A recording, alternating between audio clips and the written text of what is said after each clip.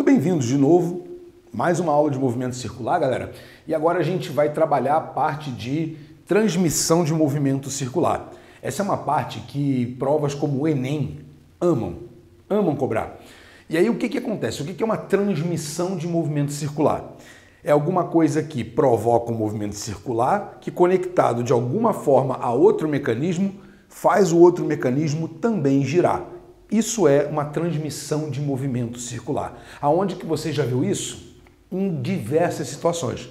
Desde uma engrenagem, uma correia de motor, uma esteira rolante, uma escada rolante também, a terra girando, que a gente já vai falar dela, já falou dela e vai falar de novo mais um pouquinho. Enfim, são dezenas de situações, daqui a pouco eu vou apresentar um pouquinho mais para você aí na tela. Mas até aqui, deixa eu explicar para você uma coisa. Existem para gente duas grandes formas para o vestibular, duas grandes formas de transmissão de movimento circular, que é por eixo fixo e acoplamento. Por eixo fixo é direto, é simples, você vai ver rapidão aqui comigo. Por acoplamento, ela se divide ainda em dois grupos, que é o acoplamento por correia ou corrente, o acoplamento por engrenagem. Os dois têm exatamente as mesmas propriedades matemáticas. É tranquilão. Mas você precisa ter na tua cabeça que existem dois grandes grupos, eixo fixo e acoplamento. Vamos começar com eixo fixo? Pessoas, eixo fixo significa que tudo vai girar em torno do mesmo eixo. Então o que é isso aqui, Guedes? Não sei necessariamente, tá? Isso aqui pode ser, por exemplo, olha aqui, ó, o esqueminha que eu botei aqui foi um motor. Por que eu preciso de um motor?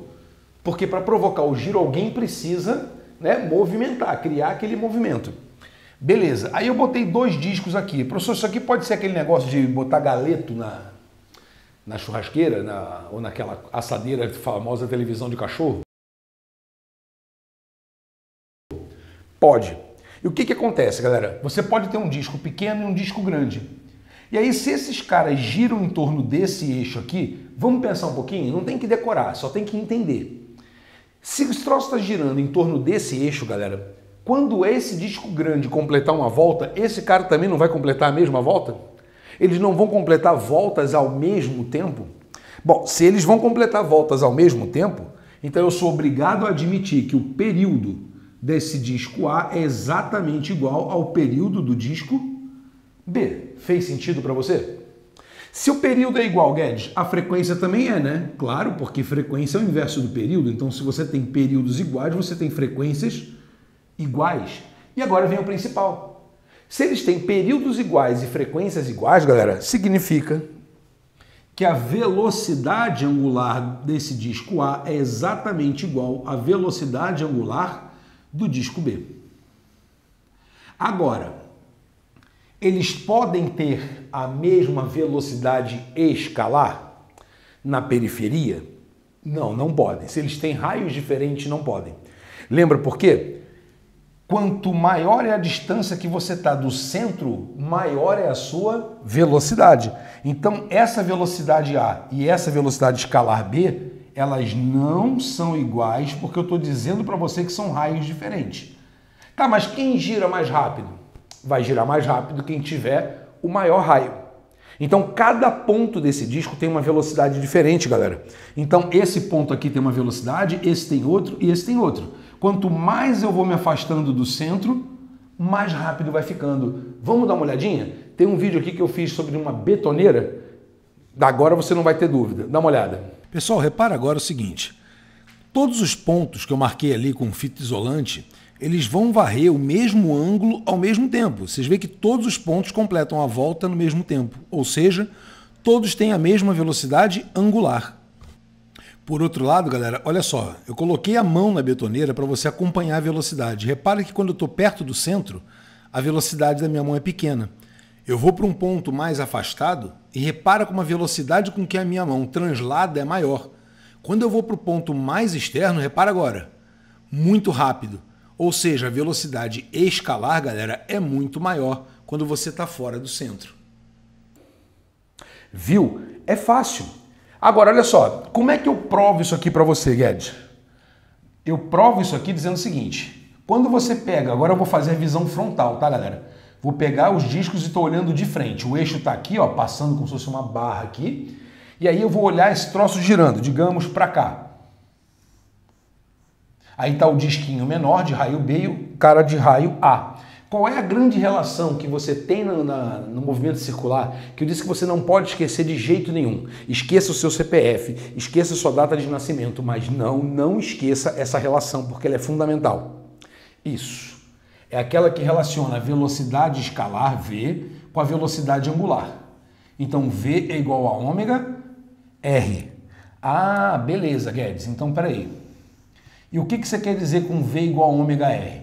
Eu estou dizendo para você o seguinte, a velocidade de um ponto qualquer aqui é igual à velocidade angular deles vezes o raio.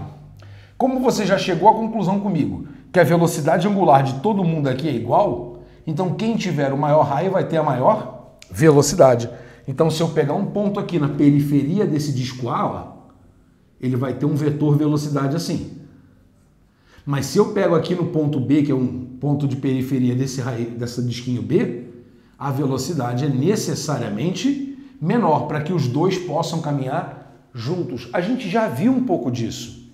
Lembra quando eu falei para você sobre a Terra girando? Pois é, a Terra é um sistema de transmissão de eixo fixo, porque todo o planeta gira em torno de um mesmo eixo.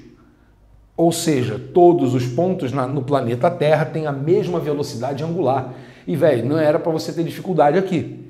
Por que não? Porque a gente sabe que, independente se você mora na América, na Europa, nos Estados Unidos, na África, o dia tem 24 horas, ou seja, a Terra completa uma volta em 24 horas. Então, olha só, quando a gente gira, um cara aqui, ó, um cara aqui no Equador, um cara aqui no trópico, ou um cara aqui no polo, todos vão ter a mesma velocidade angular. Mas olha, imagina um cara em pé exatamente em cima do eixo de rotação da Terra. Que tipo de movimento ele faz? Aqui, ó. Ele gira assim, ó. Tudo bem que leva 24 horas para fazer isso. Mas qual é a velocidade escalar dele? 0. Ele não teve translação. Já esse cara aqui, ó, ele teve que dar a volta em toda essa linha do Equador que gira em torno do centro da Terra. Pô, professor, o comprimento que esse cara, né, vai percorrer, o comprimento da curva é 2π vezes o raio da Terra, que é um raio grandão, ó. É rão. Já esse cara pequenininho, lembra? Ele tem um raio bem menor, porque o centro para ele é aqui, não é aqui. Ah, então o comprimento para esse cara aqui, 2π vezes r'inho. Ah, então o comprimento dessa curva aqui é menor do que o dessa. Por isso é que a velocidade dele escalar é menor. A gente, se fizer um cálculo aqui, vai chegar à conclusão de que esse cara aqui que está no Equador, a velocidade escalar dele é aproximadamente, aí, galera, 1.600 km por hora. Enquanto que um cara que está aqui numa latitude, vai, em torno de uns 60 graus, a velocidade para 60 graus é em torno aí aproximadamente de 800 metros por segundo, enquanto que para um cara no polo, a velocidade no polo ela é 0. Ah, então cada ponto tem uma velocidade diferente, senhor? Claro que tem. Beleza, vamos dar mais uns exemplos aí para você? Dá uma olhada.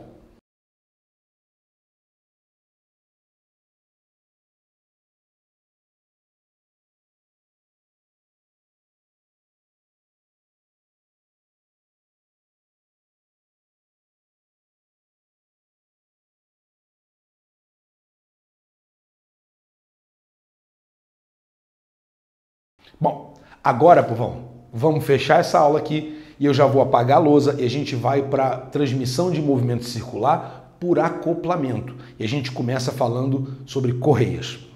Deixa eu apagar aqui e a gente já volta. Até já. Tcharam!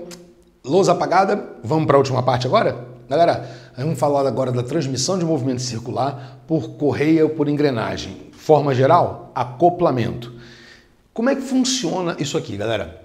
A gente vai usar uma corrente, uma correia, né, um elástico, alguma coisa para comunicar dois discos, por exemplo, para que um, ao girar, consiga fazer o outro girar. Daí a ideia de transmissão.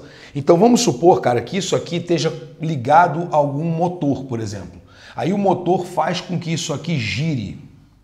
Ah, legal, se esse cara girar, geralmente tem uns dentinhos aqui, né? O que acontece? Ele vai fazer essa correia azul ou essa corrente azul também girar em torno dele. Só que para ela girar, o que vai acontecer? Ela vai forçar esse cara aqui de trás que não tem um motor ligado a ele, a gente fala que ele é um disco passivo, né? Ele vai girar pela ação da correia, então ele vai seguir a correia. Primeira coisa que me chama atenção aqui. Galera, se eu falo que esse cara está girando assim, ele está girando no sentido horário ou anti-horário? Isso, anti-horário, né? Olha para esse cara, ele acaba girando no sentido anti-horário também, beleza? Então, nesse tipo de acoplamento, quando um gira no horário, o outro também gira no horário. Ok. Professor, eu posso dizer que eles têm as mesmas velocidades angulares? Claro que não. Claro que não. Por que não, Guedes? Vamos pensar um pouquinho aqui. Para o que você está fazendo, olha para cá. Gente, se eu pintar um ponto aqui na corrente, ó, eu passei uma tinta amarela nesse ponto aqui. Esse ponto está aqui a uma certa distância do centro. Vou pintar um outro ponto amarelo aqui. Vou chamar esse ponto aqui de ponto A, vou chamar esse ponto aqui de ponto B. Queridos, se você imaginar que eu estou com uma manivela aqui girando esse negócio, aí essa corrente está girando aqui. Você concorda comigo que em momento algum o ponto A e o ponto B vão se aproximar? Ou vão se afastar? Você concorda comigo ou não? Se você não concorda, pare e pensa. Mas se você concorda comigo, vamos a um passo adiante. Se eles não se afastam e também não se aproximam, só tem uma explicação. Vai na cinemática, escalar. Isso. Eles têm a mesma velocidade escalar. Porque quando, imagina um carro, se um carro vem de trás aqui, ele se aproxima do carro que está na frente, é porque ele está mais rápido. Se ele aumenta a distância, porque o carro da frente está mais rápido. Agora, se a distância entre os carros, por exemplo, não muda, é sinal de que os dois carros têm a mesma velocidade. Então, olhando para essa corrente, não estou nem olhando para a esfera ou para os discos, eu garanto a você que a velocidade de A e a velocidade desse ponto de B são iguais. Ou seja, galera, a velocidade aqui, ó, o vetor velocidade, VA, tem exatamente o mesmo valor do vetor VB. Agora, o fato deles terem velocidades escalares iguais já vai me levar para uma outra conclusão. Então eles vão ter velocidades angulares diferentes. Vamos ver por quê? Olha aqui, ó. Vamos começar dessa premissa aqui, que você disse que VA é igual a VB. Então vamos lá. VA igual a VB. Tá, Guedes, mas como é que se calcula a velocidade escalar? Você não esqueceu não, né? Esqueceu? Eu vou furar seu olho. Não esquece. Dane-se a sua data de aniversário. Guarda essa relação. Velocidade igual a isso. Velocidade igual a ômega vezes R. Então, ômega A, quer dizer, a velocidade angular de A vezes o raio de A é igual a ômega B vezes o raio de B. Muito que bem. Queridos, o que é ômega? A gente já viu que o ômega ele pode ser calculado de várias formas. Pode ser ΔΦ sobre ΔT, pode ser 2π sobre Tζ e pode ainda ser 2π vezes a frequência. E é essa que eu quero. Eu podia fazer qualquer uma das três, mas essa me interessa mais agora. Em lugar do ômega A, eu vou botar 2π, frequência de A, tudo isso vezes o raio de A, igual 2π, frequência de B, vezes o raio de B. Nossa, Maguete, ficou feio. Não, não ficou não, sabe por quê? Porque o 2π aparece dos dois lados, não aparece? Então eu vou mandar o 2π embora. O que sobrou para você aqui? Sobrou isso aqui, neném, ó. Frequência de A, raio de A, igual a frequência de B, raio de B. Pronto! Isso aqui despenca em prova. Com isso aqui você resolve quase tudo que é exercício de transmissão de movimento circular, quando o assunto, é claro, é acoplagem. Pessoas, eu quero que você repita isso aqui comigo pensando numa frase. Você sabe que eu não sou muito chegado de ficar fazendo frasezinha não, mas vamos lá. Dessa vez é bom. Olha para cá. Fará, fará, fará, fará, fará. Ferver. Fará ferver, fará ferver, fará ferver.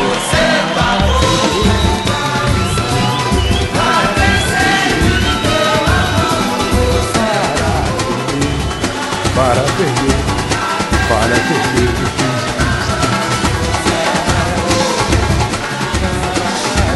Pronto, deu, tá bom. Pessoal, guarda fará ferver. Então, se eu tenho a frequência de A, raio de A, frequência de B, raio de B. O que isso aqui indica para mim? Agora falando sério. Pessoal, indica que quanto maior é o raio, menor é a frequência. Faz um raciocínio fácil comigo aqui agora. Pessoas, imagina que esse cara aqui dá uma volta. Ele não é grandão? Quando um cara grandão assim, ele dá uma volta, significa que o comprimento que vai percorrer da correia é tudo isso aqui. Mas tudo isso aqui de correia passando nesse cara vai provocar o quê? Várias voltas. Quer dizer que ao mesmo tempo que esse cara dá uma volta, esse cara dá várias. Vamos botar um exemplo em número para a gente ter uma ideia? Vamos dizer que o raio desse cara aqui seja, sei lá, 50 centímetros. Enquanto que o raio desse cara aqui, vamos botar como sendo 10 centímetros. Qual é a ideia que eu queria te passar aqui? 50 centímetros para 10 centímetros dá uma proporção de quê? De 5 para 1. Ah, então quer dizer que quando esse cara dá uma volta, esse cara vai dar 5 voltas. Nossa, pessoa, que interessante. Então eu posso fazer com que um cara de trás seja mais rápido que o cara da frente? É claro. É assim que você, por exemplo, faz a transmissão do carro. É assim que você faz a transmissão de movimento quando você pedala. Eu vou gravar uma aula só sobre marcha de bicicleta na aula de aprofundamento. Mas olha para cá. Quando você vem aqui e dá uma pedalada na coroa, é a parte da frente onde você pedala, se chama coroa, a catraca, que é aquele eixo que vai ali atrás, ela dá várias voltas.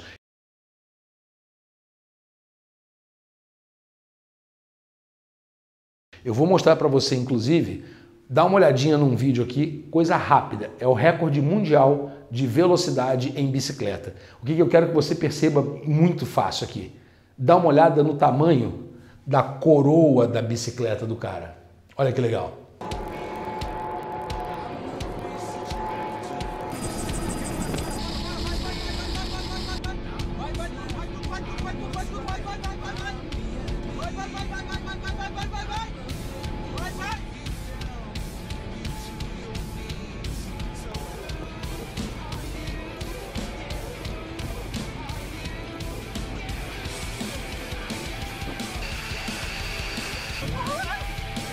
Que uma americana bateu o recorde mundial de velocidade em uma bicicleta. A ciclista Denise Kornick, de 45 anos, atingiu 296 km por hora durante 1.600 metros. Olha ela aí nas imagens. Um carro de Fórmula 1 na reta. Na reta. Né?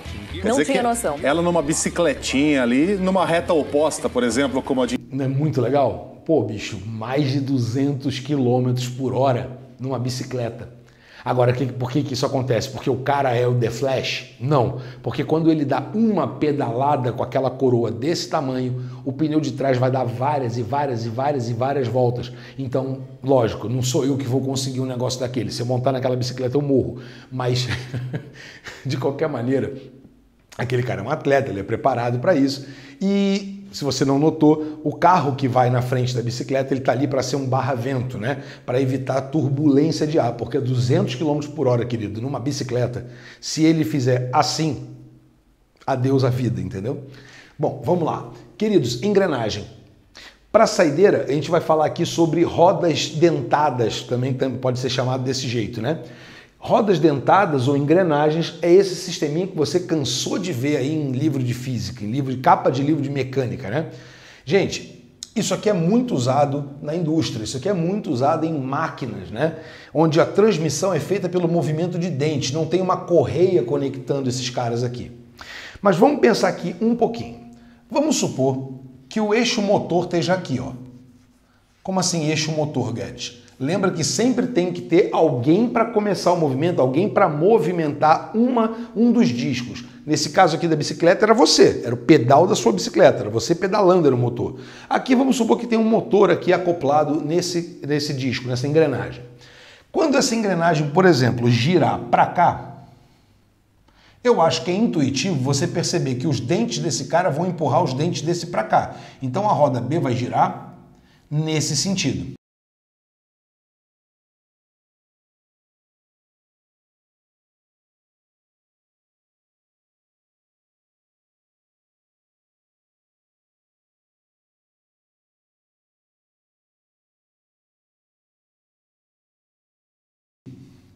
Perceba que enquanto lá na acoplagem por correia, os dois giravam no horário ou os dois giravam no anti-horário, aqui não.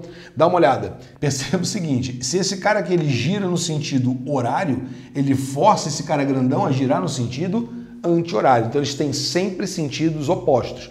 Se eu conectasse uma terceira engrenagem aqui, por exemplo, esse cara empurrando para lá, ó, ele faria esse cara girar no sentido horário, igual desse. Um sempre inverte o sentido da próxima. Tudo bem? Tá, Guedes. E aqui? Aqui o que tem igual? Velocidade escalar ou angular? Me diz você. Se eu pegar um ponto aqui, ó, um ponto aqui, você concorda que esse ponto ele vem para cá? Tanto por essa roda quanto por essa? Beleza. Então essa velocidade aqui, escalar, galera, ela é comum aos dois. Então a velocidade do A e do B são iguais. Um ponto aqui, imagina que você bota eu fiz um vídeo para vocês de uma cana, eu moendo cana. Quando você bota a cana aqui, por exemplo, bota a rodinha para girar e isso aqui esmaga a cana sai com uma velocidade constante, não sai? Então é a mesma velocidade dessa e dessa. Então eles têm a mesma velocidade escalar.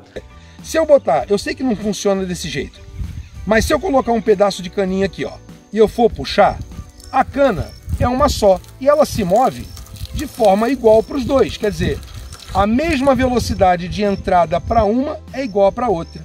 Então a velocidade escalar é igual para as duas. Professor, posso usar então o fará ferber como você fez aqui para não ter que demonstrar tudo de novo? Claro que pode. Só que tem um detalhe aqui. Aqui tem um macete. Você até pode fazer o fará ferber. Porém, quando cai engrenagem no vestibular, dificilmente, eu disse dificilmente, esse cara te dá o valor do raio da engrenagem. Ele não fornece isso aqui não. Então eu faço como, Guedes? Geralmente ele fornece o número de dentes da engrenagem. Porque o número de dentes da engrenagem, ele é proporcional ao raio.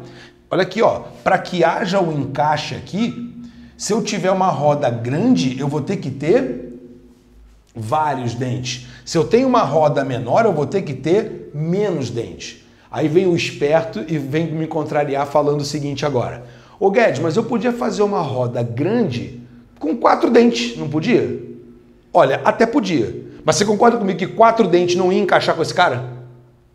Então, para que a engrenagem seja um encaixe bacana, que inclusive, olha o desenho que eu vou te botar aqui agora para você ter ideia, se você quer fazer engenharia e mecânica, dá uma olhada no desenho que você vai ter que fazer para calcular, para aprender a desenhar o dente de uma engrenagem. Viu? Não é um negócio tranquilo, né? Pesado pra caramba. Então, quando você planeja, quando você desenha uma roda dentada, você tem que levar tudo isso em consideração. Então, você pode tranquilamente, como diria a coisa lá que troca tudo por tudo, lá, como é que é? Esqueci o nome dela, filha do Gilberto Gil. Eu posso fazer o seguinte, frequência da engrenagem A vezes o número de dentes da engrenagem A é igual a frequência da engrenagem B vezes o número de dentes da engrenagem B. Rebeca, eu estou dando uma aula aqui ao vivo. Não está ao vivo não, mentira. Como é o nome daquela filha do Gilberto Gil que troca tudo por tudo? Vamos trocar a picanha por melancia. Bela Gil, galera. Isso, minha mulher está aqui me ajudando. Bela Gil. Então você troca o raio da engrenagem pelo número de dentes da engrenagem. Tudo bem? Beleza. Galerinha, vou fazer uma saideira aqui. Que eu quero fazer um exercício do Enem onde ele mistura esses dois sistemas, tanto o de eixo fixo quanto o de acoplagem. Beleza? Vou apagar aqui a lousa e a gente já vem.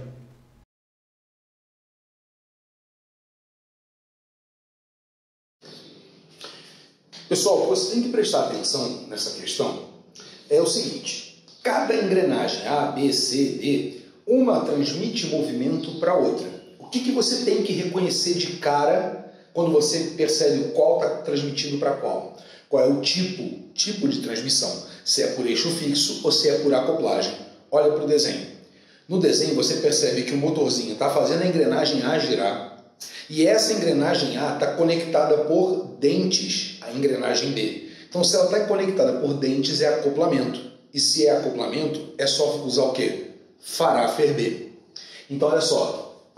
A transmite para B por acoplagem. Isso significa que a frequência da engrenagem A vezes o raio de A é igual à frequência de B, raio de B. Mas você se lembra também que ele não dá para você o raio normalmente, ele dá o número de dentes. Está aqui a tabelinha que ele te deu. Então vamos lá. Frequência de A, galera, quanto que era? 18 RPM. Qual é o raio de A? Proporcional a 24. Frequência de B, não sei. Raio de B, proporcional a 72. Se você percebeu um detalhezinho, né? 72 é múltiplo aqui de 24, ele é 3 vezes maior. Então eu posso cancelar aqui, que dá 3. Frequência de B fica 18 dividido por 3.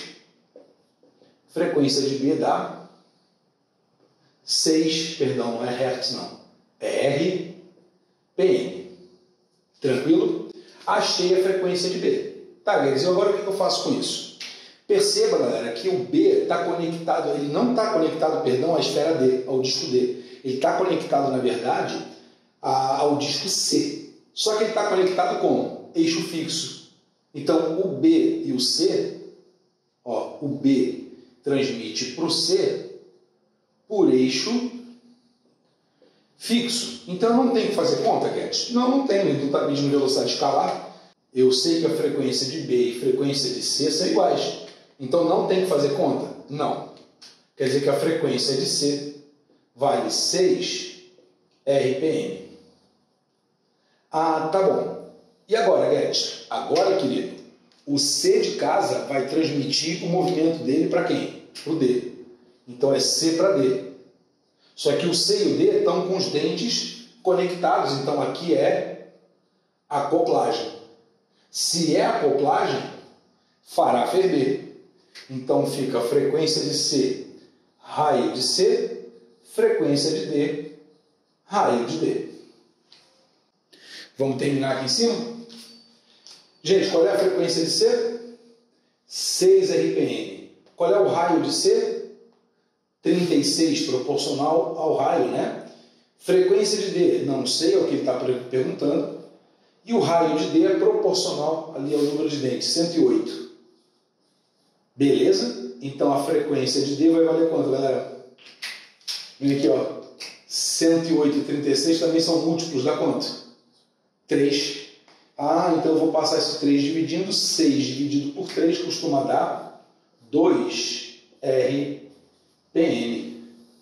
Povo, Enem gosta dessas brincadeiras e você percebe que ele não costuma complicar. Ele não faz pegadinha do malandro. Basta você observar a figura, ver qual é o tipo de acoplagem e ver se aumenta, se diminui a velocidade escalar ou a frequência, enfim. Aí depende de cada questão. Beleza? Gente, aquele abraço para vocês. Até!